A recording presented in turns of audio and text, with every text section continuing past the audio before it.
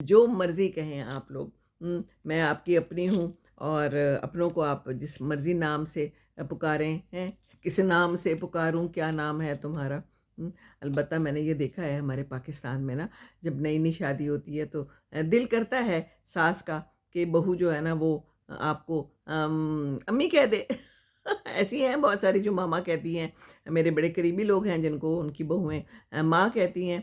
लेकिन कुछ लोग माँ नहीं कहते और उनको पसंद ही नहीं आता कि उनको माँ कहा जाए सास को, हैं? क्योंकि सास माँ नहीं होती। कुछ कुछ लोग तो यही समझते हैं, वैसे होती नहीं है माँ। इसी तरह बहू भी बेटी होती नहीं है, लेकिन प्यार मोहब्बत से रहना चाहिए। चलें कोई बात नहीं, माँ ना कहें, मामा ना कहें, अम्मी जान ना कहें। तो बहरहाल हमारे ज़माने में तो बड़ी इज़्ज़त होती थी और हम अपनी सास को अम्मी और अपने ससुर को अब्बू ही कहते थे। और इसी तरह मेरे हस्बैंड भी अब्बू अम्मी ही कहते थे मेरे अम्मी अब्बू को। तो ये प्यार मोहब्बत की बातें होती हैं, बाकी कुछ समझ की भी बातें होती हैं, जो जिसको जैसा समझे। लेकिन इन अल्फाज से कुछ होता नहीं है, है ना?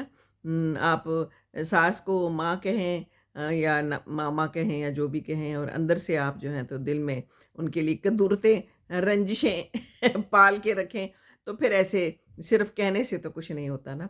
इसी तरह बहू को भी अगर आप सही से बेटी समझें तो ही फिर है, लेकिन कौन समझता है? बेटी बेटी होती है, बहू बहू होती है, हैं? ऐसा ही है ना। बस ये ऐसा ही है, ये चक्कर ऐसा ही है, इसी तरह चलता रहेगा। कोई गल नहीं, जान दो उस्ताद।